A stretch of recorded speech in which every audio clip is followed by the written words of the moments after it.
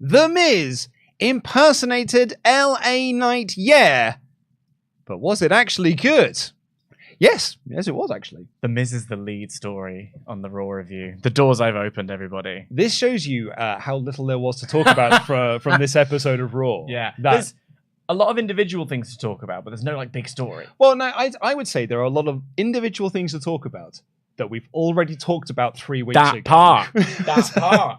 I am Luke Owen, DAD. That is your Jam That Champion, the Professor, the Truth, Dan Layton, and welcome to the WrestleTalk Podcast. Please do press the subscribe button. We passed 80,000 subscribers over the weekend. Love that. So we're now on our way to 85, and that is when we're going to have our next 10-hour live stream party. So we're on our way there. We're now less than 5,000. Give us a hand with that, and give us a little thumbs up as well while you're at it. Leave a comment down below with what you thought of this episode of Monday Night Raw, or The Miz, or LA Knight, or me being called bald by MJF in the comments down below. And if you're watching live, get in your AlphaChats, your American AlphaChats, to WrestleTalk.com/support.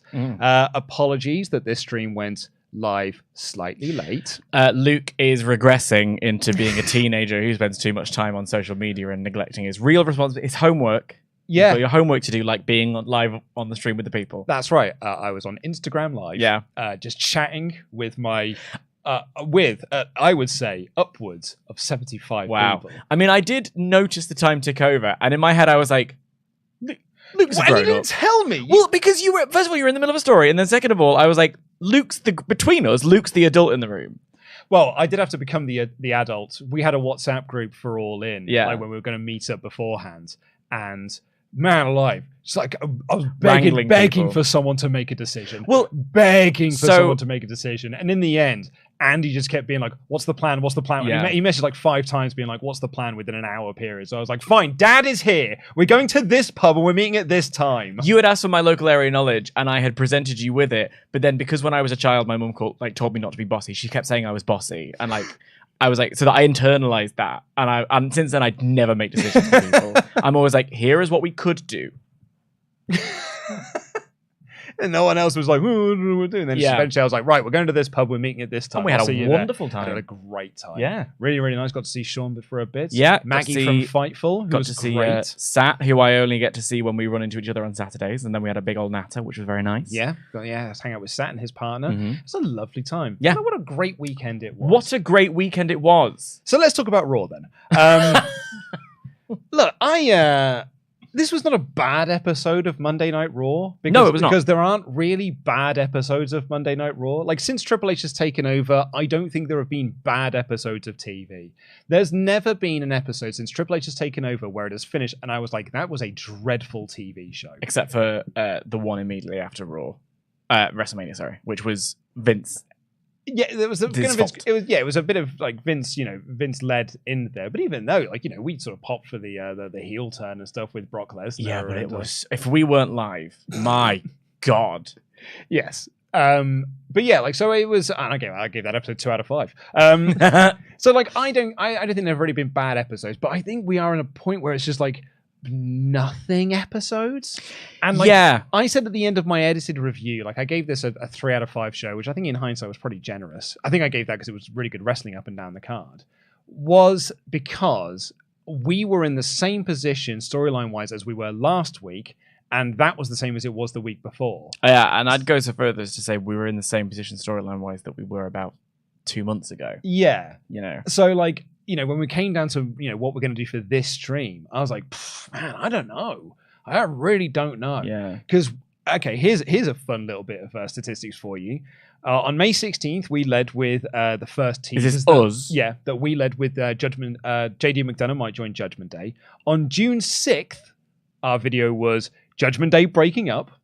On July 4th, our video was Judgment Day breaking up. Christ. On July 11th, it was Judgment Day back together. And on August 15th, it was Judgment Day back together. We have now done 4 videos in the last 2 months that have said they're either breaking up or they're sticking together. And so what you're saying is we're part of the problem.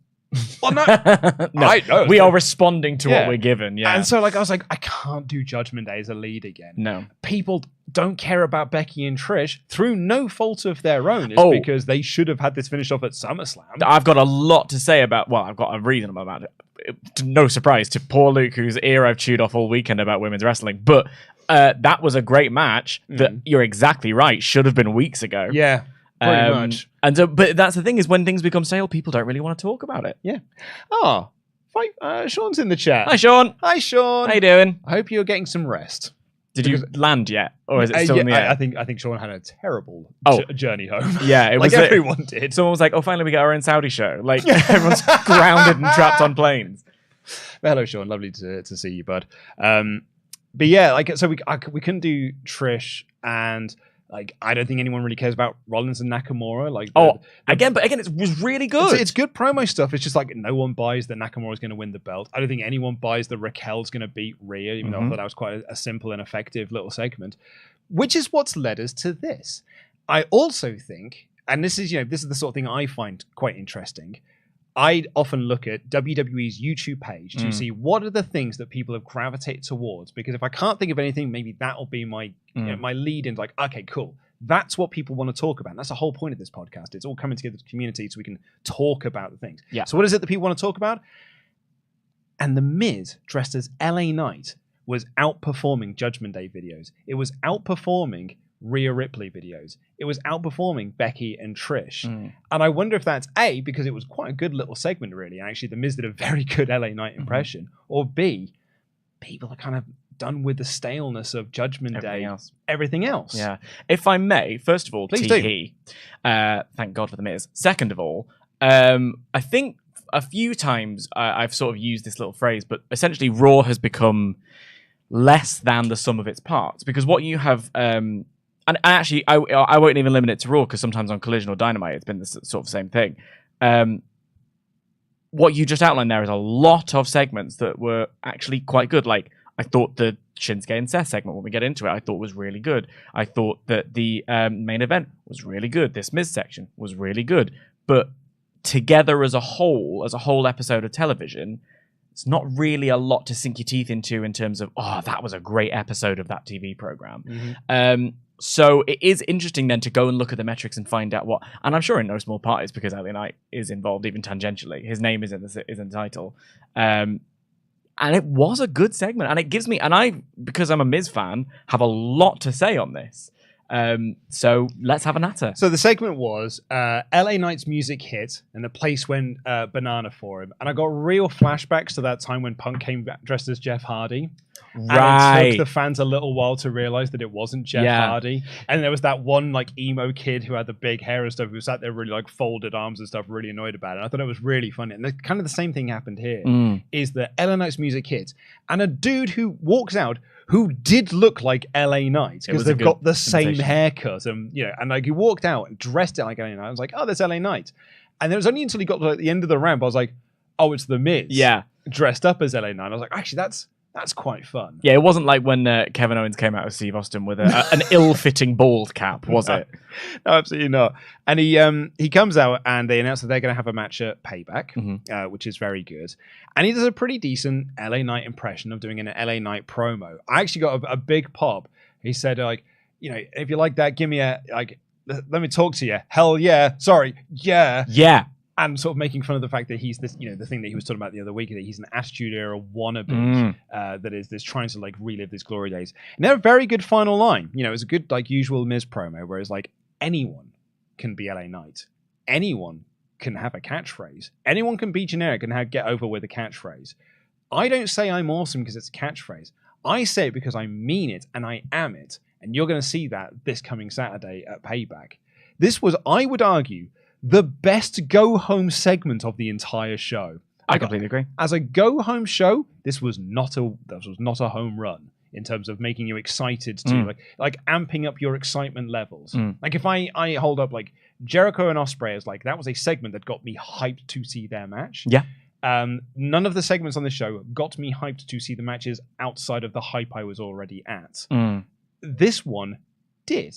Yeah. And this made me go like, I actually really am looking forward to that match on Saturday. You always want something that's going to just tip you over the edge. In an ideal world, the build of the whole program has been such that when you get to that final show, there really is nothing left to do but like point to the table that has been laid. And if in a dream world, it's like, and they pull the chair out for you and you take a seat, which I kind of think is what happened here. I thought it was a damn good LA Knight impression Very for a good. start. Yeah. And it came hot off the heels of LA Knight's brilliant piss take Miz impression from SmackDown. Did you remember? Did you see it? Yeah. Where he was giving it, and then I've got a bit too much bass in my voice. And it wasn't like an out and out Miz impression, but it was funny and it was entertaining. And that was a very well received promo in a show that was, for all intents and purposes, was a tribute to Bray Wyatt, because it ended with that brilliant line again. As a wise man once told me, when you see me coming, run. And that's been in my head since that. So this one coming off the heels of that, I thought was really nice. And in the research, when we decided this was going to be our lead topic, I did my good boy thing and started to do research. And you are a good boy. Thank you very much. I like to earn my keep and have a lot more of... than I do. and have a look at a lot of the things that... have led us here, and seen that he cut a promo on TMZ, and so LA Knight referencing "You're There" on TMZ was a great in character promo to a paparazzo essentially. I think they've been doing some really good work together. I think this promo was brilliant. I think this program is brilliant. And I think the pairing of the two of them together is brilliant because it's really simple. Ultimately, it's about Miz being someone who dreamed of being the big star that LA Knight is and never getting there and being butthurt about it because LA Knight, who has worked his ass off on the other side of this coin, worked his ass off and never get the opportunities that Miz has gotten, and finally forces his organic way through at the first time of asking, to the point where he's one of the top merch movers in the company. He's everything that the Miz could never be. I think it's a fascinating little story, and I'm excited to see the match at Payback. I will agree with everything you said there, but I will just alter some of the words to say that this has been a good feud. And this was a good segment, because I don't think this was like a brilliant segment. I think that don't think I would go that far, but I thought it was a very good segment. Who's nitpicking now? Who's pedantic now? Words are important. They are, yeah. And I think the reason why I am not as hot on this feud, outside of I think it like the setup for it is actually like brilliant. Like I would use that word there. I think the setup for this is brilliant because it is like the almost curmudgeonly Miz who's just seen this upstart come in and get over instantly to be just like, what? Did you see what I had to go through in order to get the level of respect that you're getting? Like, this is nonsense. But LA Knight's making this point of like, dude, I've been doing this for 18 years. Like, I've been working hard, like as hard, if not harder, than you have with all the opportunities that were handed to you. So I think there's some great stuff there. But then there was comedy nonsense last week that I talked about this last week. Am I supposed to be laughing at this? Am I supposed to not? And I don't think it's the same as MJF and Cole, which I think has done a very good job of balancing the seriousness and the comedy in there, because that has played out in the All In match. Do apologize, All In's a lot on my mind at the moment because I've had a great time. And I don't think this is this. I think that was just awkward gear changes from like, we are super serious and I'm the Miz and I was kicked out of the locker room, blah, blah, blah, to like whacker Akira Tozawa. Yeah. Like, so, and then like this week back to being like, boom, the Miz, serious Miz. I think there's a disconnect in some of the stories. And I think that is both a credit to Miz and a fault of the production. When I say credit to Miz, I mean he will do what you want, like what you present him for the day, and he will work his little bottom off to sell it to you. Won't he just? It's to his credit, but it's also almost a little bit to his detriment, I suppose, that he will do whatever you give him. So like, by doing it, that they will give it to him, if that makes sense. And it's something you talked about, the respect, and he's had to sort of work and earn his respect. What was one of the other interesting things that I looked at when I was just searching the Miz's name to see what the response to this promo was, and it is broadly across the board very positive. Well deserved.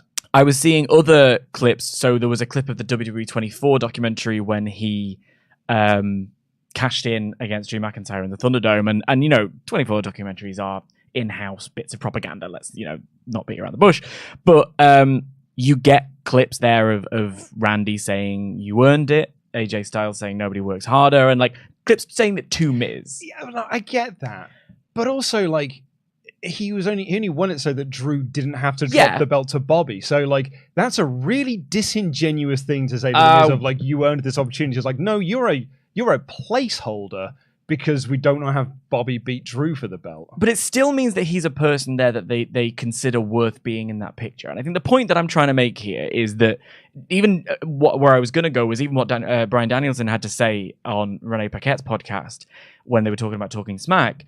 He says, the Miz and I don't like each other. He also said, he enjoys lying. So, like, who knows? I don't know what their personal relationship is, but he talks about how the Miz in that segment was kind of magic and how his decision was just sort of originally the plan was to get him so riled up that he would deck the Miz, so that they would either release him or have to book the Miz match. And Miz was fully on board with this. And his argument was the Miz was so good in that moment that he left. He thought it was better to leave him with the heat and let him have that moment and let him almost take the ball and run with it because it was so good. And I just think it's got that thing of like he's earned the respect of the people backstage. He's earned the goodwill from the people who work with him. And I think for me that says so much about him. And when you go all the way back to the Real World and when he was on the Real World and was deeply irritating. And again, WWE 24 documentary propaganda, reality TV, not real. Ironic that a show called The Real World is, whatever. Even early reality TV like The Real World ultimately is set up and produced. And he's there being an absolute dork and cutting promos and annoying the hell out of everybody. He's talking about himself in this idea of I'm going to eventually get this over. It speaks to his work ethic. It speaks to his commitment to the bit. And for that, I just have a massive amount of respect for the guy. And I take all your points about the lack of cohesion in terms of how am I as the audience member supposed to ultimately really buy into this person as top guy if your booking of him is so inconsistent. But in terms of someone who'll really give it 100% every single time, and when he was in NXT getting Daniel Bryan, over in the weirdest possible way, or rather allowing Daniel Bryan to get himself over is what I'm trying to say. I would also disagree with that. I feel like that's also a bit of revisionist history. Do you think? Well, Michael Cole was on commentary. I can't ever hear that. This man is a dork. Do not believe that he's good. But I think the both of them kind of took advantage of an opportunity. The Miz took an advantage to lean into that kind of Healy version, and I think. Look at Bryan Danielson. He's made mountain out of a molehill. What I mean is more that Cole there is the conduit for Vince McMahon, who is just saying what Vince McMahon is telling him in the headset. That I think tells you everything you need to know about how WWE really felt about Bryan Danielson when he came in, which is like, you're an indie geek. Completely agree, but I remove myself. You will never be WWE champion. When I remove myself and the way I perceive it from the way they've tried to present it, I still see two people being like, well, lemons and lemonade. Yeah. And it's something kind of. I just think it's interesting. I just think he's an interesting character, and when the tapestry of wrestling is looked at, I think people will be an awful lot kinder to the Miz than they are in the present. Yes, I think so. I'm actually not going to make that comparison because I think that's an incredibly harsh comparison, and people get really angry when I make those sorts of comparisons. I'll say it now, but I don't really. What I'm about to say is going to sound way harsher than I mean. I also mean no disrespect to the person I'm about to compare him to. I think the Miz is a bit like Alicia Fox. So there was a period of time when Ollie and I were doing this podcast where we were talking about like Alicia Fox keeps getting presented in ring as that she's some sort of legend of this industry when like she isn't. Like she has done her work, but she is not a titan of this sport. And people in the comments got really angry at us, being like, Alicia Fox is a legend. Look how long she's been here. Right. And I'm like, well, that's a longevity. Longevity is doesn't. Yeah, Natalia is another example of this. Someone who's just been there for 25 years, but has like, really at the grand scheme of things, what she accomplished. It's just I've been here for 25 years and I've broken. 25? No, I'm hyperbolic. Okay. But she has been there since the mid 2000s. 15 at the very least. Yeah, exactly. So like. And that's the kind of I think with the Miz, it is going to be a case of he's going to be a Hall of Famer. Like he's going to go into the WWE Hall of Fame because everyone will. And when he gets there, people will talk about the thing that I think is key to this, which is he was not given the opportunity to get over when he came in. He was in the sense of they put him out on TV, but they put him in roles that were designed to make him look bad. Right. And he was buried on TV by JBL. He was buried in the locker room. By the boys that did not think that he deserved to be there. But he put in the work and he outlasted a lot of them. And he's done way better in this than a lot of people have done. Because, Did he have one of the worst WrestleMania main events of all time? He sure did. Right. But he had a WrestleMania main event. Yeah. It's more than Lance Storm can say. Yeah. He was like, one of the greatest talents. WrestleMania match for Lance Storm in Lance Storm's case. Exactly. Yeah, he was on a pre-show. Yeah. He wasn't on the main card. So, he can say a lot of things. 2-time Grand Slam champion, as you often bring up as well.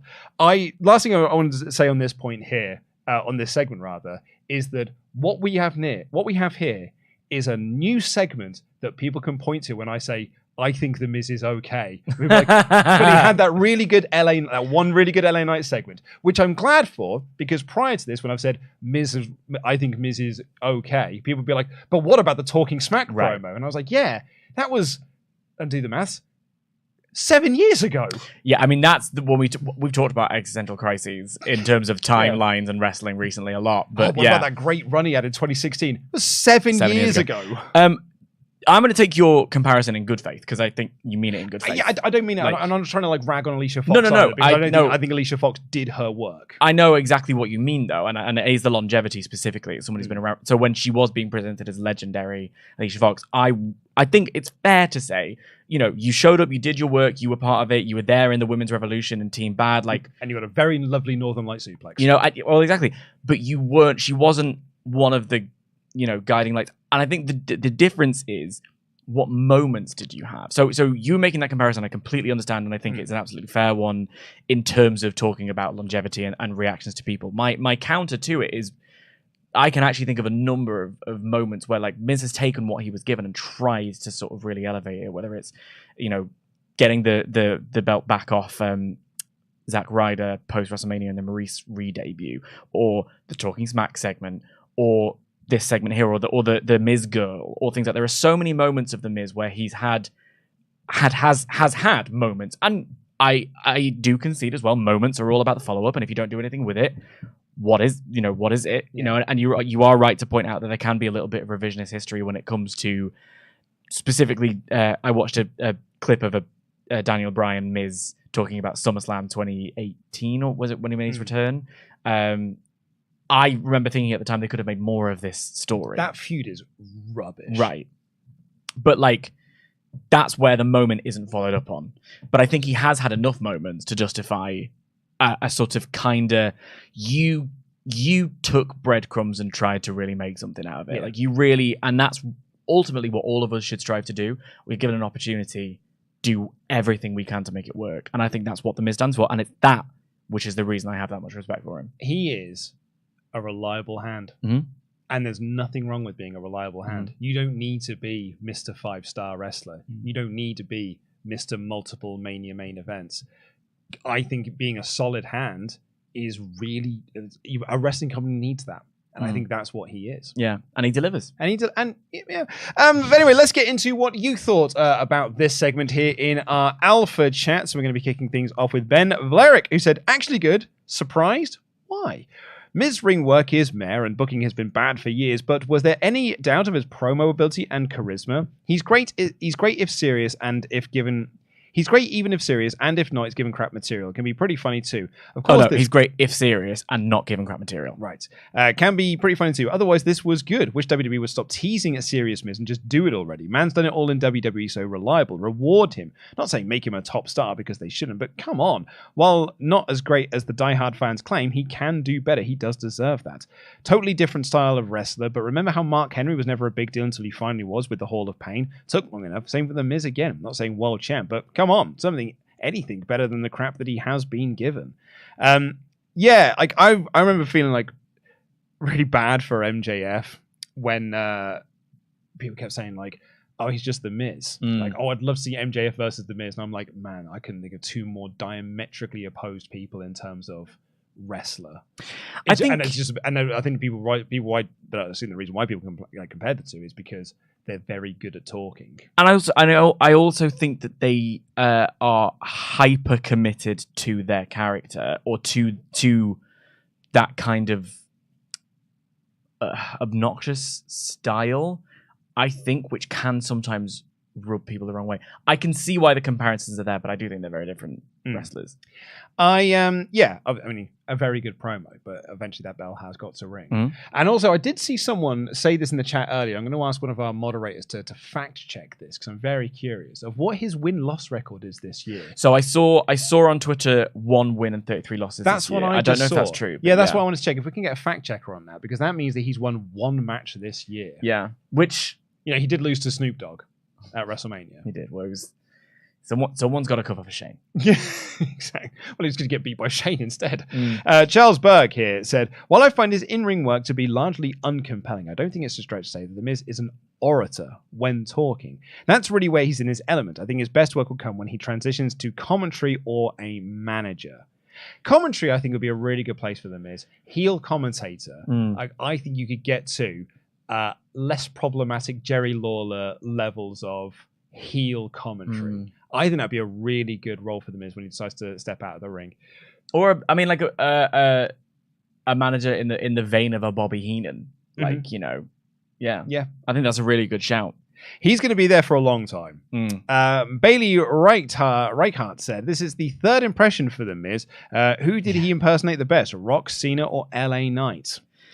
I don't remember any of the Rock Cena stuff because I think that LA Knight was speaking the truth last week when he said, man, yeah, The Miz talks about that main event match he had, but he was the 3rd wheel in that feud because that match was just there to promote the fact it's going to be Rock and Cena next year. It's dead right, and that's why I find that so compelling. Which is why I think like it's the same with the second time he won the WWE title. It's like, oh, you're the 3rd wheel here in Bobby versus Drew. Right.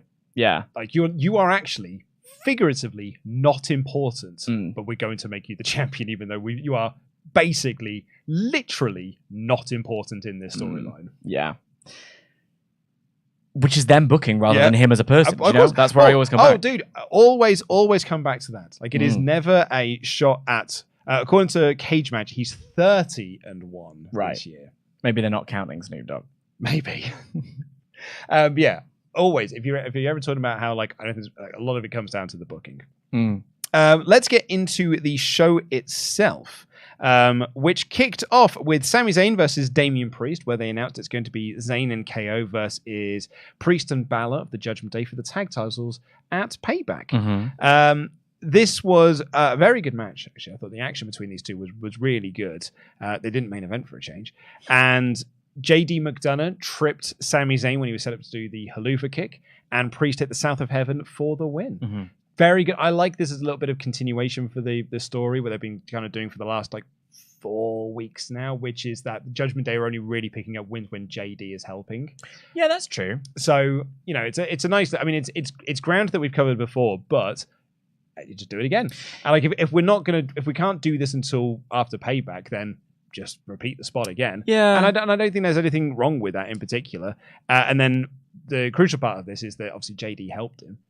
Damian Priest had a go at JD because I don't need your help, but you did. Demonstrably, you do. You did. And then Kevin Owens and Sami Zayn beat up JD McDonough after the match, and Damian Priest did not run down to make the save. And you'll never guess, had an argument with Finn Balor backstage, and Rhea Ripley broke it up to say, we've been over this before. Yeah. If I'm being completely honest, go for it. I think this is the least satisfying way of weaving JD McDonough into this story. I think the idea of you're pointing that out there is a nice little touch. They only get wins when JD helps, sort of thing. But for instance, to see, maybe it's because it's just stale and we've seen it a bunch of times at this point. But if we'd seen JD and Finn exist as a team, but the rest of the Judgment Day don't want to invite him in. And then at Payback, we have JD and Finn challenge for the titles, maybe even win them, and have this sort of wrinkle of well, hang on, Finn, you're caught in the middle of 2 different, teams here.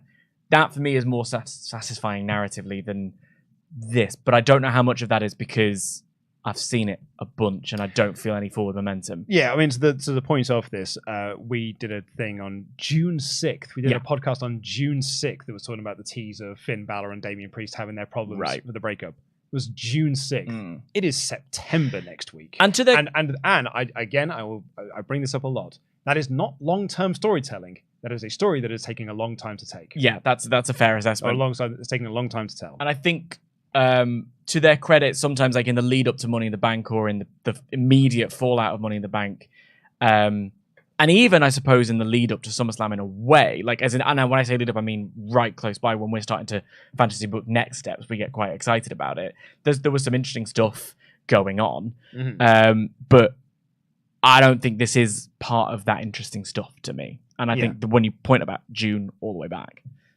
Yeah, he's been... and actually, we go back to May, which is when JD was first teased to be joining this group. Granted, it was then dropped for 8 weeks while Vince McMahon was doing creative instead.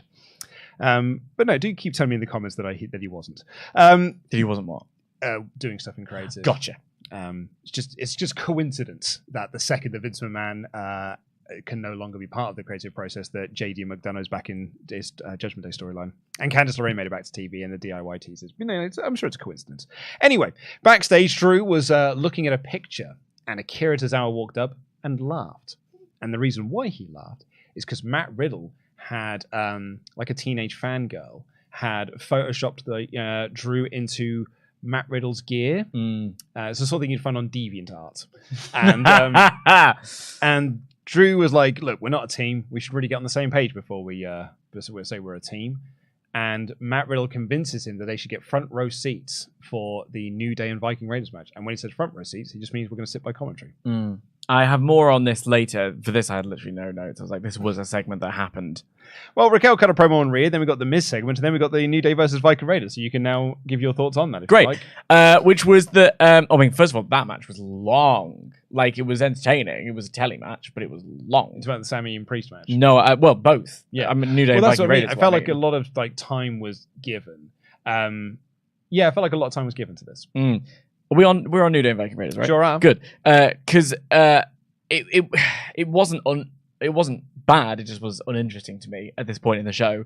So then when we get to the actual story stuff with the lawn darting of the chair from Drew McIntyre was brutal, and I loved it. Maybe it was to do with the news and of the week and certain people working and maybe not feeling like ready to work or whatever. I don't know. That's why certain segments went long, maybe. But I like the seeds that they're sowing here that McIntyre's got a bit of a temper, right? The idea that he's like, it was a little bit the same way when they were a tag team last week. It was like, wait until, I tag in and then I can have my right go. He was angry at the Viking Raiders. He wants to take out the Viking Raiders. And in this moment, they threw Kofi, was it, into... Yeah, threw Kofi into Drew and Riddle at ringside. And so that made him snap, and he ended up launching this chair at ostensibly Eric, who moved out of the way, and it landed on Xavier and really took him out. So that if he's constantly in Riddle's comedy nonsense, it might make him snap a little bit. Yeah. That's what... Probably lead to the heel turn. Yeah, and I don't want to, be then complain when the thing that I have imagined in my head that might not happen. Do you know what I mean? I don't want to over-egg the pudding or get ahead of myself. But if that's what they're doing, I think it's quite effective, and I quite like it because we then get it again a little bit later on. I really like New Day. I'm glad to see New Day back as well, and Viking Raiders getting more of a serious push here after doing a lot of the comedy stuff with Alpha Academy. So, good stuff from Viking Raiders, good stuff from New Day, and Drew just like decked Woods with that chair. They had a backstage segment about that later on, which we'll get to in a minute. But first, Finn and Priest have got to have a backstage argument, and Rhea steps in and literally says, "This happens every week." I'm like, you're telling me? Try reviewing this show, Rhea. But this is the key point to this, crucial point, that I was about to say, I'll be amazed if it actually does pay off next week, but it probably will do. She says that if the Judgment Day don't all walk out with gold this coming Saturday at Payback, then there are going to have to be some changes made around here. So that would require Rhea to retain her Women's Championship against Raquel, which she likely will do. And it's going to require Judgment Day and Balor to pick up the tag titles, which they likely won't. Right. So next Monday, I guess, will be maybe a Judgment Day summit, a Summit's Day. And they can talk about, Rhea can lay out, here's what we need to do to change. And I wonder if that change is just bringing JD into the group. Yeah. kicking one of them out, bringing one of them in. I don't know. I don't think they'll kick one out. Yeah. The reports are that since they've split the bloodline, that WWE are like, well, we need to keep Judgment Day around because we need a big faction. We need our big heel faction. Right. So I don't think they'd be kicking one of the members out. I think more likely what we'll find is just JD gets brought into the group, and that's the change that Rhea's talking about here. It's meant to make you think that someone gets on, but actually it's just adding a new member in. And then the story will just be the conflict between Priest and JD. I didn't even think that far. I just wrote this again. Yeah. Well, it is. Yeah, it is this again. Yeah. We got the beautiful tribute to Bray Wyatt. As I said in the review, I still have not quite processed. We did the show on Friday, and even then, like, it still doesn't feel real. And we did like the Firefly thing at All In. It still just doesn't feel real to me. No. My father-in-law said to me last night, I was like, oh, I heard a wrestler died, like, really young. Yeah. And, like, he has no idea of wrestling. He had no idea what his name was, just heard that it had happened, probably because it was, like, surprising news. Yeah.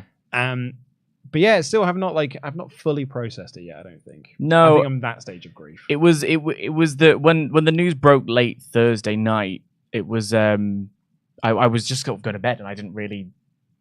I was like, what? I don't understand. It was your tweet of the picture of Brody and Bray that I was like, why has he tweeted that? And then I was like, oh no. And then I started looking and saw all the news and just was like going to bed. My brain was just so sad. And it coming hot off the heels of Terry Funk, the thing that was really striking me the most was with Terry Funk, it was sad. He was old. Like, there was a lot of stories, a lot of grainy footage, a lot of history, a lot of things where we were celebrating the legacy of this person who, had a good run, and Bray hadn't had the opportunity to get to that stage of life yet, and that was something that it felt devastating to me. And the whole rest of the next day, I was just watching things, and I watched back his return, the SmackDown after Extreme Rules, which still gives me chills. That I think the music, in particular, for the last run that we had of the character Shatter is both uplifting and terrifying in the same way. Like, there's certain the music is eerie, but the vocals are yearning, and they're saying things like, love one another and all of that stuff that's in there. He tried so much stuff, and not all of it landed. But he never didn't try it. Like, he was fearless as a creative. And I love this art form, and he saw it in ways that I never could. The way I said it, he painted with colours that I can't conceive. Do you know what I mean? He was on a whole other level. And yeah, over the weekend, it was in a weird way nice that we could be a community to sort of find our ways to celebrate him. Yeah. Devo.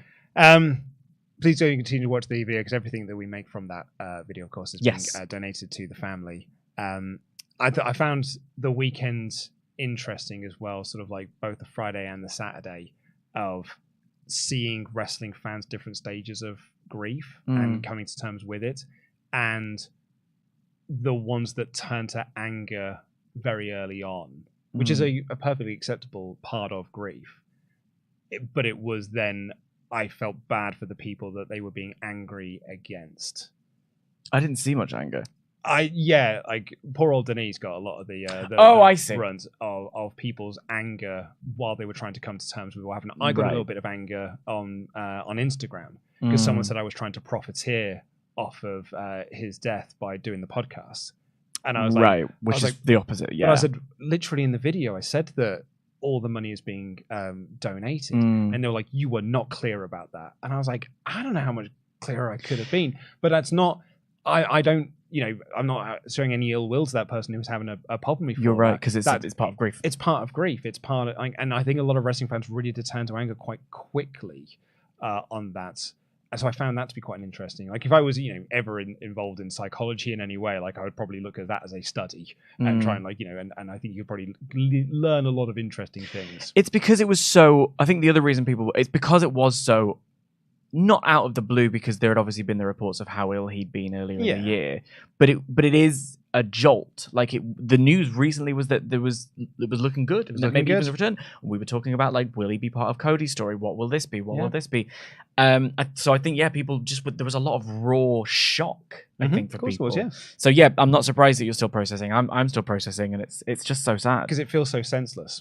Yes. 36 years old, like it's no age. Yeah. And so like it's hard to process that and try and work out what that means as a young man with a young family. Like what does that mean for everyone involved? But yeah, very, very tragic.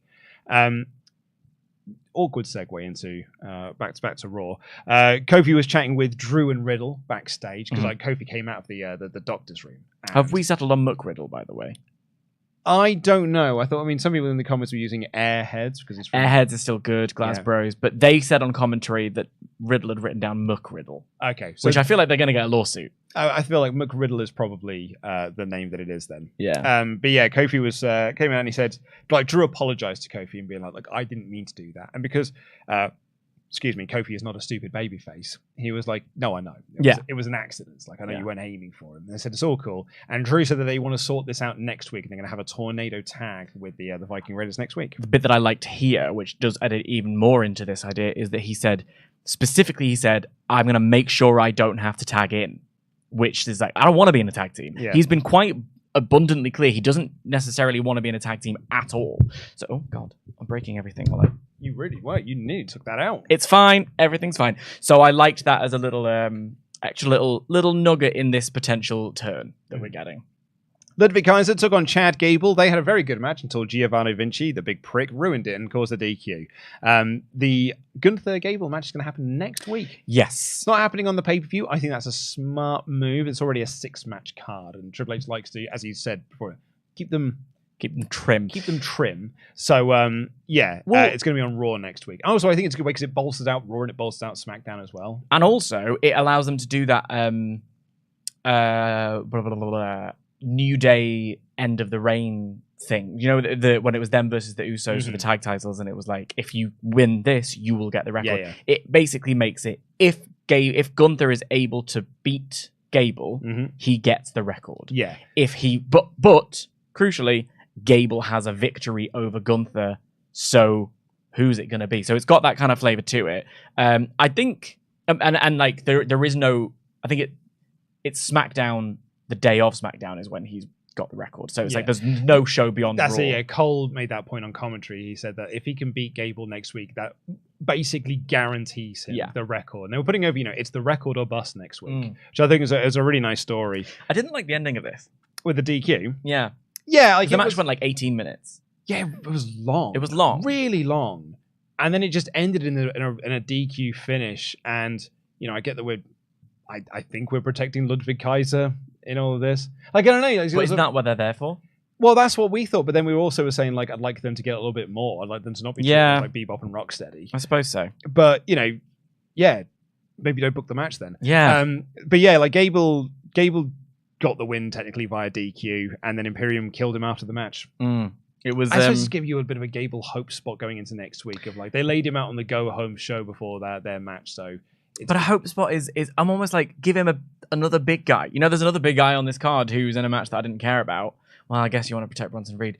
I don't know. Like, I don't feel like they protected Bronson Reed in that match at all. No, well, I'm just thinking, give Gable someone big to beat. That's a much better idea. Also, doesn't mean you have to watch Ciampa and Reed again. Not that I'm complaining about seeing Kaiser versus Gable at any stage, by the way. It was very good. Yeah, and there was a sort of flip DDT thing. Like Mercedes Moné's finisher where she sort of does the flip and then they went for that. Didn't quite land properly, but there was a bit I loved in particular where Gable like almost speared on the ground Kaiser into the pin. That idea of keep on him, get the pin, which I really liked. So yeah, I think it would have been a much better and much more effective lead-in to just let him beat someone else big. Yeah.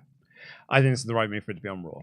Yes. Would have been lovely to be on the pay-per-view, but I think you're right. I think the timing of it makes more sense to do it on Raw. Rollins came out for a promo and said he wanted to cut straight to the chase and call out Nakamura, but instead we got another Nakamura video package. The same way the same one we got last week with talking in Japanese with the subtitles and stuff. Very cool presentation for it. And they made it feel like Nakamura was not there. Because Rollins was like, is that what we're getting? We're just getting a video promo? And then he started cutting his promo, and Nakamura then attacked him from behind, targeting his back, of course, and then he left. As a go-home segment for the World Heavyweight Championship, this was underwhelming. Yeah, so there were good things in this, right? So, for instance, first of all, love the suit. The suit was beautiful. Loved it loads. And I also liked that Seth's hair was down and unkempt. It kind of gave this idea of his drip is like, it's become a real part of who he is and this whole presentation and the swagger and sing my song. But it's just a little hint that he's a bit rattled in this moment. He's still giving us the presentation, but Shinsuke has got to him. And I kind of liked that as a thing. Then obviously the Shinsuke's segment, the video was really great. Where it suffered for me was I was like, because yeah, you don't believe he's going to win the belt. Not at all. And I don't either. Wouldn't it have been better for us to have this for a little while? Like to build, because it feels a shame to then waste this character. Do you know what I mean? Because it's really working for me. It's fine because they're going to do this for another couple of pay-per-views. Like this isn't between Seth and Nakamura. Shinsuke? Yeah, probably. Well, I suppose so. Yeah. Like, you know, they've got Fastlane before we get to Survivor Series. They'll probably do Nakamura Rollins 2 there. Oh, they have announced Fastlane, haven't they? Yeah. That'll be a shame. Yeah, we got two pay-per-views with Balor. As we'll do 2 with Nakamura. More fool me, I suppose. But yeah, I don't know. I like this Shinsuke character so much, and I don't want him to lose because for me, when more fool me, wins and losses don't matter. But like, you know what I'm trying to say. I think it would have been really interesting had he, like, let's say he met when he was drafted to Raw, rather than just coming back as Nakamura of surfing and uninterested. This had been a new presentation. He'd had a little, or maybe like this had been part of the feud with Ciampa. This has been part of the feud with Ricochet that had built him to being a contender and allowed you to think maybe he would win.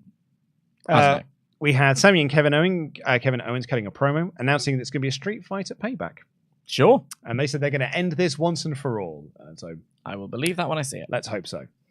Tommaso Ciampa then beat Bronson Reed in under 5 minutes. Crowd were kind of dead through a lot of this. Not a good crowd for this show. Yeah, not ideal. Not ideal. They were not into this. I think this crowd got tired in the third hour because they were not into this. They were not into Rhea Ripley and Raquel. No. And they were not into the main event either. They got there, but not enough. And so it was Ciampa and Reed. Reed attacked Ciampa before the match. And they battered each other. You know, they made the most of it. Maximized their minutes out of the 5 that they got. And Ciampa picked up the win. And Michael Cole was like, oh, he stole that victory. And I was like, no, I think felt like he won that fairly legitimately. They were in matching gear. That's one of the notes I wrote down. They were both wearing black and orange. My question is, what happened to the Gargano stuff? Because, like... was that on telly? So yes, there's 2 parts of this. One, you're right, because the stuff of the missing posters was a social media thing. And I remember saying, let's not get excited about this until it becomes a TV thing of him putting up the missing posters. I actually thought that's what Drew was looking at first with Tozawa. But B, he did say yesterday, like, you know, sort of tease that Gargano's coming in, DIY. He said you got to do it yourself. Got to do it yourself. And I thought that, like, you know, if he's like looking for him and he's missing, maybe you can remove that one. And it's like, surely if you want to tell the story of like he needs to get Johnny Gargano to come in so they can be a team again. Bronson Reed beat him, and then he needs Johnny Gargano to kind of like help him lift his spirits. But like he doesn't need Gargano at this point. He beat Bronson Reed. I mean, I don't know, everyone beats Bronson Reed. Okada couldn't, but you know, like it's. I feel like Bronson Reed probably could have won here. Barrett was talking about them looking for success on Raw and how this win is Ciampa moving up in the world, which I thought was a generous reading of the situation. But yeah, that's an interesting point. I mean, the do-it-yourself thing felt more like a reference than an explicit, this is coming, and because of what we do and because of the community, we are obviously going to read into that and then make several leaps and several bounds. I guess... one could make the argument that this is like, okay, that's that line drawn under that one, and now, but I'll believe it when I see it, you know? I have a feeling that this is sort of like a spinning wheels bit. It felt like both guys were spinning wheels. I made the joke about this felt like a feud on cooldown, but some dicks played a power card against you, so you had to book this match. That we're just waiting for Miz to finish up with LA Knight, so you can get Miz and Reed back together, and that's how you do the DIY thing, and then you can do DIY as the first feud. But we started that months ago.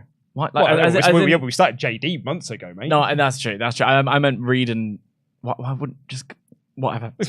I don't know. Yeah, like I'm trying to make sense as to why Tommaso Ciampa just beat Bronson Reed. There should be psychological studies into us spending time trying to logistic everybody else.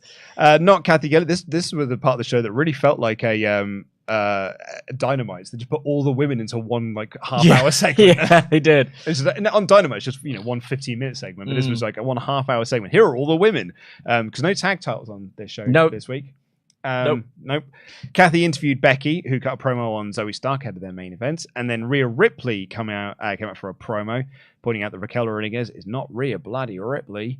Dominic Diamonds, that's the host of Games Master. Dominic Mysterio needs to shave those sideburns. He proper looks like the lad from The Simpsons when he keeps getting asked to shave the sideburns. So he just keeps shaving upwards. He's shaved all of his sideburns because he's got this cack mullet right.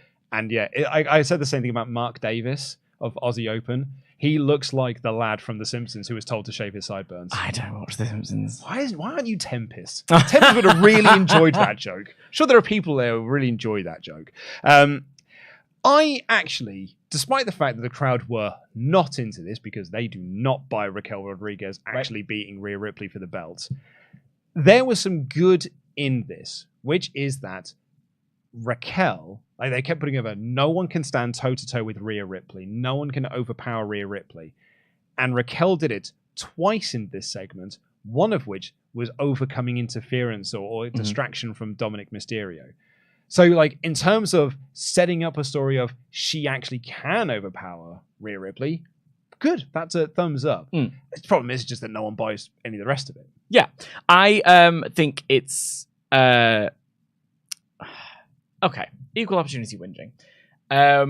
The thing that we were talking about with, All In or whatever, or any of the women's divisions in either of the major companies so far is the idea of how you book them and how you present them, and it's this circle of that's how the audience takes them. The audience can't buy them as legit big time if you aren't presenting them as legit big time, and that is not just women, to be clear. That's men as well. So the crowd, there was absolutely no heat here, which is not the crowd's fault, nor is it the women's fault, because this feud hasn't really been that. I can tell you why they're having a fight, because Rhea has been lording it all over the women's division. She hurt Liv. She hurt Liv, and she injured Liv, and she tried to take out Raquel as well. So I can tell you why they're feuding, which is a plus. Thank you for that one.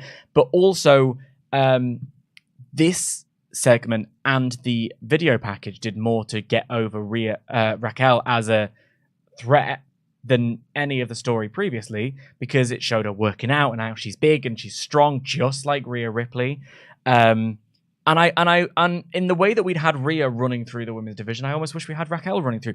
So instead of it being an injury storyline, was there a legitimate injury at any stage? I don't think not so. To Liv there is, but to Raquel. I think it was just to keep them off the SummerSlam card. Well, just accept that they're not going to be on the SummerSlam card and build them elsewhere. I don't know. For me, it's give us... We need, as fans, something to buy into. Which is the almost polar opposite of the main event, where we've been given too much of the same, right? So I'm looking forward to the match between Rhea and Raquel. I hope they really deliver. I think they both deserve to showcase what they've got. Trish and Zoey then cut a promo. I wrote free her. I was free Trish Stratus, free Becky Lynch. And WWE announced that they and the NFL have signed a merchandise deal to do scandal. To do title belts that are sort of around football teams. There were 32 of these belts available, but there are now only 31 of them because the Jacksonville Jaguars one has been removed. And because tribalism knows no bounds, whoever you ask, it's either because Triple H, specifically Triple H, by the way, was no, I don't want that. They can't make any money. Yeah, the man who is in charge of this company, right? Or Tony Khan himself being take that down, because I don't want to make money. Because he'll make money. That's how it works, right? But the other thing, in the middle, two sides of the story and the truth, even if the story is a complete nonsense, the middle version is they were just sold out quite quickly, which I don't believe either. Because I don't think anyone's that big of a fan of the Jacksonville Jags. Either that, or people realized it was almost going to become a collector's item, right? And bought one of interesting. Bought them up as but I don't think that is also the case, because I think it would have been still on the website but listed as sold out, whereas it was just removed completely. And while it was still saying 32 items are being shown, there was only 31 on screen. Who Who knows? But let's probably not ding Triple H specifically for this. Triple H isn't making that call. Right. Like, who in their right mind thinks that that's a Also, Triple H call? Well, no, I was going to say even Vince McMahon just likes making money. I don't even think he'd do it, but like maybe he would. He is actually kind of petty, but I don't know. He's too busy probably restocking on Just for Men while he's got his back in a cast. I don't know. Yeah, I don't know. That is quite a mad thing to suggest. So there was a comment that I just saw someone in the live chat there say that they kind of buried fans for talking about people bringing up the Talking Smack things from years ago, but it's quite happy to bring up the fact that Reed once beat Okada. I was like, hey, that was a joke. So burying fans for saying it. It's just that I think it's a funny observation. But to that point, and kind of what I was talking about here, to bring us back on topic a little bit with Rhea and Raquel, is that there was no heat from this crowd, which is not me burying the crowd; it's burying the creative. When you talk about people keep bringing up Talking Smack, it's not burying the fans for that. They didn't do anything else. Yeah. It's burying the creative. Yeah. Let's be specific with who we're burying. Triple H ain't at fault for this Jacksonville Jags thing. You guys ain't at fault for bad booking. Yeah, because Triple H really is the top of this tree now. It's only trips. They announced that Grayson Waller is going to have a talk show segment on Payback with Cody Rhodes. I actually called this in 3 count. Yeah. I said Grayson Waller, more talk shows. And then I said Cody Rhodes makes entrance, pop. Do you think... John Cena's now here for like 7 SmackDowns. Yeah. Brand split doesn't mean anything. No, but you put him on the bigger show. I just mean Grayson Waller. Could you see a Cody Rhodes John Cena story? Because Cody kind of requested it from John. And I'm a little bit like, what do we do with Cody? Well, John Cena's back for 7 weeks. It's either him or LA Knight. Yeah. Yeah, I just want to see John Cena go, the man I want to face is Cody Rhodes. Man, I pick a Daniel Bryan. I picked Daniel Bryan.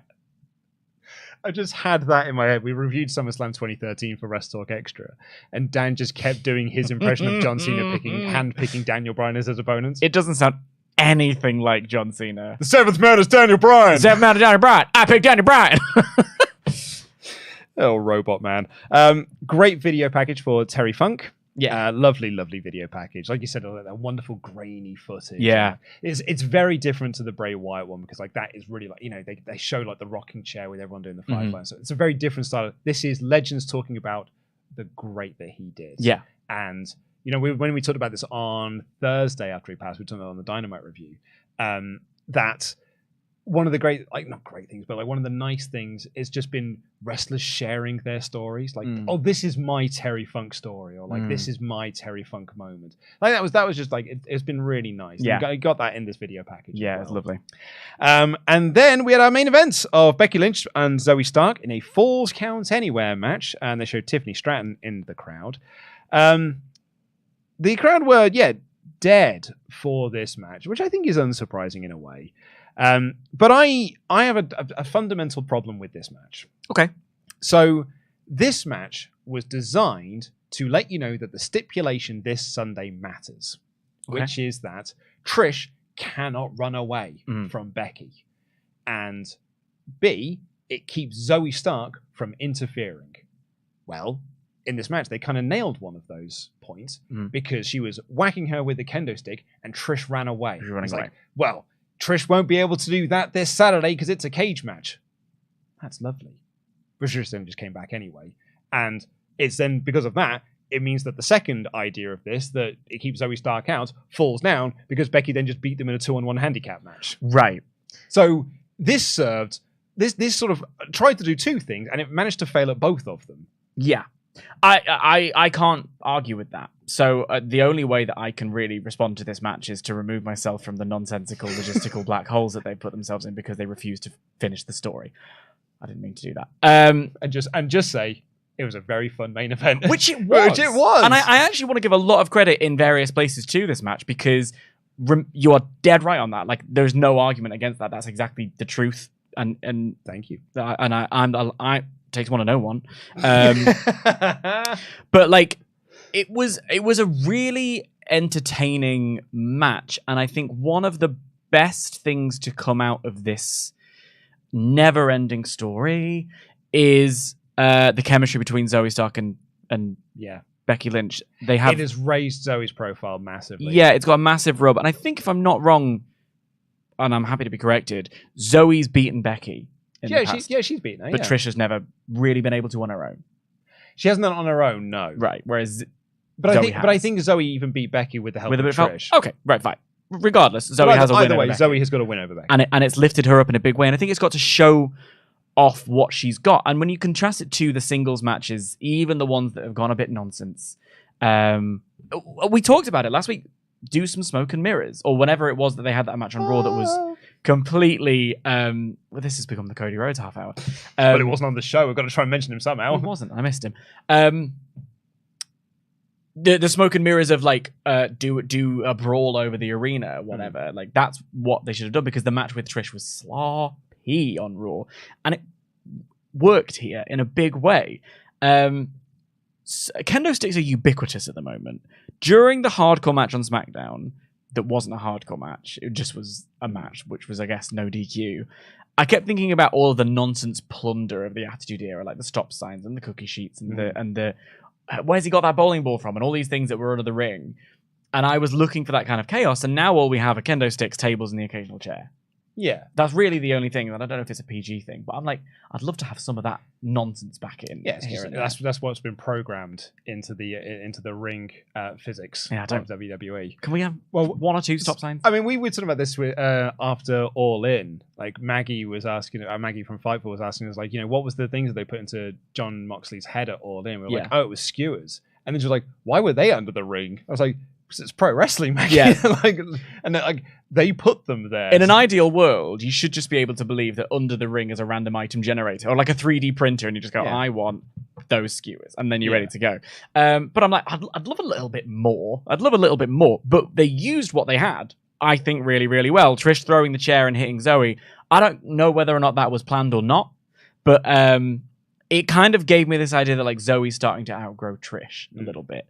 And I liked that as an idea. Zoey then is giving this whole, you don't deserve tables, this absolute heel stuff, because we were going to get tables in abundance later on in the match. So it was kind of that delaying gratuity thing. She's really got it. Like, she's really got something about her, and I'm really happy to see it. And then the last 5 minutes of the match I thought were really good. It feels like the crowd picked up. Yeah, it feels like they went, right, we're in it now. Last hurdle. Because the crowd got to see some table stuff. So they love that. They did pick up for it. They love that. But also, like, the girls themselves are like, right, we've got our final match on Sunday. Like, they've both talked about how they're ready for it to be over. Like, Trisha said, I've had a wonderful time, but I'd love to work with some other people and do. Sounds like she's sticking around. Like, from what she's saying, great. She wants to do more stuff, and I do think great. Trish and Zoey against Chelsea and Piper. Oh, like that. I was like, that's a great tag team to have in the division. Yeah, and a tag team does protect Trish from the sloppiness, because she does do well in these smoke and mirror situations. I think she really threw herself at the Money in the Bank match. She'll probably really throw herself at the steel cage match, and she threw herself into this moment because there was the Stratisfaction onto the table. There was the great shot. It was shot from below and had like a light in the background, and they're trading right hands on this platform, and their hair's flying all over the place, and it looks super cool. And then you're going for the double bulldog, but they fight back out. Trish accidentally gets knocked off, takes a hard bump, by the way, kind of clean misses the table and lands flat. And there's that almost brilliant shot of both Zoey and Becky standing there going like, oh my God, what was that? Which then turns into this manhandle slam off the top, which has that beautiful Attitude Era, Ruthless Aggression Era momentum, like slamming all the way down. It felt like it really had speed and pace behind it. And it was great. I thought it looked brilliant. That final 5 minutes, I went back and watched it again. Really good. And then after the match was over, after the broadcast was finished, Becky got on the mic and shared that a story of Bray Wyatt. You were talking about personal stories with Terry Funk.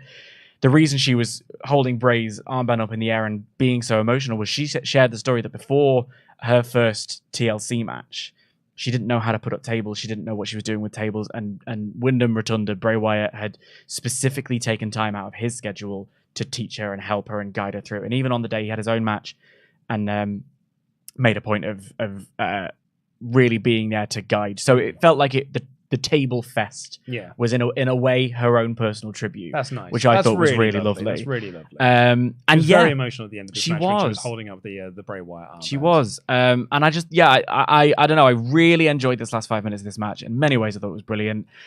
Cannot wait for this feud to be over. Yeah, look, honestly, logic holes aside, of which were vast, good match. Yeah. Good match. Great finish. Yeah. It's not a spectacular go-home angle. No. But the go-home angle was 5 weeks ago. Yeah, that's very true. It's not a spectacular go-home angle because it actually ruins the stipulation somewhat. But it's, good stuff. Hey, I enjoyed this. When you're given lemons, buy a t-shirt. I guess so. And then that was the show. I gave it 3 out of 5. I think I was slightly generous. I think you would too. I'm like here. Yeah, it was just a fine episode. Like it was. I kind of said in the review that after like the sadness that we had on Friday SmackDown as this wonderful tribute show, it was back to business as usual. Yeah, perspective. And that business is mid episodes of Raw, which should be better because they're supposed to be go home shows for a pay per view. I think there doesn't feel like a lot of momentum going into Payback. This feels like quite a little forgotten pay per view. Yeah, but there's no really like. I was looking, up and down the card, and there's nothing I could point to being like, oh, that's the obvious main event. Because it won't be Rhea and Raquel, because I'd imagine you'll have Rhea and Raquel earlier in the night because Rhea wins. So that sets up, well, now it's on Balor and Priest to win those belts and, fulfill on Rhea's request. We are sort of entering, forgive me, the gooch of the year. We're entering the perineum. It's like not a lot goes on. Well, it's the SummerSlam lull. Yeah. The SummerSlam lull is real. Yeah. In much the same way that the Post-Mania lull is real. Absolutely it is, yeah. We've got we'll go through this month, maybe a month and a half, and then we'll kind of kick back up into Survivor Series. And probably once we get past Fastlane, I guess. Payback was always going to suffer from the post all-in. Whether or not you're an AEW fan, that was a huge moment in professional wrestling. So it was always going to not be the main focus of attention. So I'm kind of like, I'm going to watch it and have a nice time, I'm sure. Well, yeah, let us know what you thought of the show. We've got a poll up in the live chat, but if you're watching on VOD, please do leave a comment down below as we get into the rest of your Alpha Chats. The Guilty Hat here says, look, I'm a Miz guy. I'd happily tell you plenty of good things he's done between talking smack and now, but the highest praise I can give is the man does his job without complaint or drama, no matter what it is, puts the professional in professional wrestler. Very true. Her Business Sue said, maybe I appreciate The Miz more because I'm an older wrestling fan. It was more about entertainment and character work than actual wrestling and storylines. Maybe he's 35 years too late. I thought last night was hilarious and was a bullseye. It was a bullseye. I completely agree with that. I mean, I'm an older wrestling fan. But I was again, however, with that, I was also in my 20s when The Miz came in and I was part of the forums that were all just like, this dude sucks. Yeah. And, in fairness, he did. But he did get better. And I'm not an old wrestling fan. I'm a young and youthful 23 years old. Matt Hennessy here said, I enjoyed Raw. While there was one decision I questioned overall, I did enjoy it. I think they added some intrigue into the tag titles on Saturday with Rhea telling Finn and Priest, if you don't win, there'll be big changes. Really puts Rhea over as the leader of Judgment Day and adds a little bit of unpredictability to the tag title match. Beforehand, I assumed that Zayn and Owens were winning, but with the no DQ stip added, plus Rhea threatening both Finn and Damian, I placed along with Sami and KO, both working with injuries, makes me think that we could be in for a change. Now, the one thing I wasn't crazy in the Raw was the progression of the DIY story. WWE and Ciampa over the last month on TV and social media have been teasing a DIY reunion, which is great. But why have Ciampa beat Reed? Surely the story should be Ciampa can't find his instinct that he had in NXT and it takes a return Johnny Gargano to help him find it. But now we've seen him win on his own. What story are we telling with DIY now? If I was booking this, I'd love to see Ciampa go on a mini losing streak and have a crisis of confidence and then have Johnny Gargano return to help him find his way and Killer Instinct. Then Ciampa can beat Reed, and with Johnny by his side in the tag division, he finds his Killer Instinct. If there's going to be an interference in the title match to put the belts on Finn and Priest, it's JD McDonough rather than Rhea and Dom. Yeah, because that then pays that off. I take Matt's point there. They had a bit of predictability. If anything, I thought it actually nailed on that Owens and Zayn were retaining. Right. As opposed to, I wonder if they'll win now. I never got that from this. And I think part of that is they are, running through the story. And I think the intrigue going into Monday will be what is next for the Judgment Day now that Rhea's laid down this promise. Also, I feel like Sami and KO haven't done anything with the belts yet. And I kind of want them to have a better run with the belts. Yeah, because I was thinking they have, maybe losing them it frees them. But then also they've had a couple of defenses and not. I mean, they've been hampered a little bit by KO's legitimate injury, but that's not to blame Yeah. for all of the hampering. Vengeance V1 said, it was a pleasure meeting you on the way to Rev Pro, Luke. And yes, I was that ginger guy losing his mind at seeing you all. Moving on from that, though, I thought this Raw was the build to the pay-per-view was a bit weak. Don't know if that's just me. Not just you, mate. I honestly thought the same thing, but also pleasure meeting you as well. Pleasure meeting anyone who came up and said hello to us over the weekend. It was so lovely. At the Defy show, there was a lad who wanted a photo taken with us at the Defy show. And he's like, I've got short arms. Can you do it? Because it was me, him, and Pete. And Pete was like, well, Luke's got the longest arms. So I put my hand out, and then he didn't have his camera, like the buttons on the sides to be the clicker to like take the photos. And then he's like, no, it's on the other side. And I kept locking the screen because that was the lock button. And he was like, no, what I mean is that you need to press the camera button in the middle. So it's really like awkward, like... You've got to up your selfie game. I gave up myself. I'm pretty good with the old. No, yeah, you got to be. This is the thing. What I've learned over years of conventions is that you have to know how every single camera, every single phone, every single there's no choice. Yeah. You have to work it out. In my defense, I would say that when people were asking for selfies with us over the weekend, they just did it themselves. Yes, most often. I've just got to pose there and throw up a too sweet and they go like, "Hey," like that's all. That's my role in all of this. If you hand me a phone, I don't know, mate. I said 40 in a couple of years. You also have to learn where every camera is because otherwise you look a little bit. You're looking around for that front-facing camera. Yeah. Where is it? But yeah, no, I very much enjoyed meeting everyone over the weekend. It was really, really nice. Mayor Paysville Dan said, "Hello, Luke and other younger Dan. Though I am glad we finally met. Excuse me. Hope you guys are well. I finally returned home to Germany." That was very disgusting. That came out of nowhere. I'm really, really apologetic about that. It's okay. Genuinely, like I thought I'd stifled it in my throat. Yeah. And then it just popped out. It just happened. It's like right at the end of Ghostbusters, like I couldn't help it. Lads it just popped in there. The WrestleTalk Lads cast. It just popped out of my mouth in a little burp. I usually save that for after dark. You do. Or what you don't know is the second we go off air, he just lets out a minute-long one. It's actually quite uncomfortable. Anyway, Dan said, "Finally returned home to Germany. I wish you guys nothing but the best. My heart goes out to you. About Raw, where is Dexter Lumis?" Isn't he filming a telly show? Well, he was on a telly show, yeah. Yeah. Maybe he's still there. Or maybe he's just... Well, isn't that like John Cena's only on SmackDown because of the writer's strike and... He's just got free time. Well, yeah, he's got time to kill. Might as well. It's coming at a good time for WWE. Where are you, Dwayne? There's a writer's strike and there's no Roman Reigns. So... it's actually come at a really good time. Yeah, wabadoo. Anson Reinhardt has been a membug for 7 months in a row. Said had a busy weekend, so I couldn't watch any of the live podcasts. Just want to say how much I loved the tribute to Bray. It still doesn't feel real that he's gone. Yeah, agreed.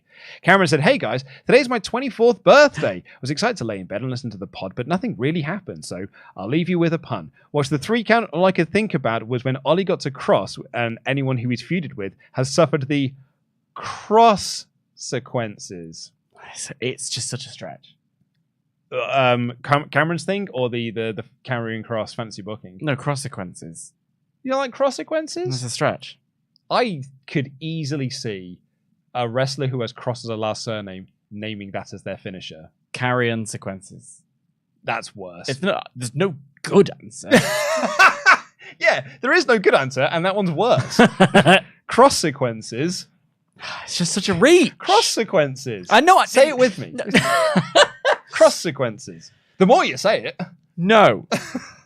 Chris here said, just want to say, an awesome weekend. Of course, it did start bad with Bray's passing, but the memorials on SmackDown and Raw and All In made me proud to be a wrestling fan, which isn't always the case, and I'm sure he is smiling down on us all. What do you think the idea that they should try and carry on the story with Bo and Alexa, or should his legacy be more like Eddie's, where people like Alexa, Braun, and Bo, if he still wants to go to some of his moves like Sister Abigail, Mandible Claw, and the Spider Walk? I always think that using a move is a really lovely tribute. I think so as well. Like if Alexa Bliss added Sister Abigail to her repertoire, like that becomes her new finish. Yeah, I think that's the right way to do it. What you don't want to do is, unfortunately, like using Eddie as the example of using it as a storyline on TV. Yes, that would be. WWE did go really far. Yeah. And really try. I mean, they were in a period of time where they were trying to like push the boundaries and like be a bit edgy and stuff.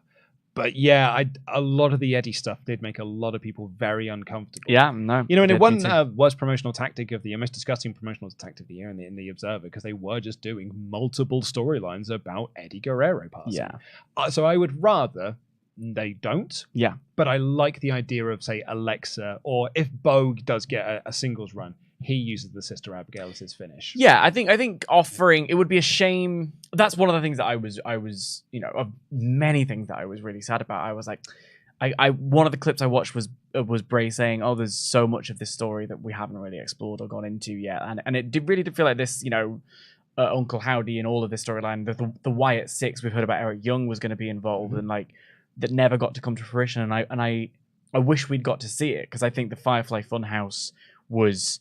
It was really compelling. Like the Fiend was once again the bad booking choices that were made by their own volition.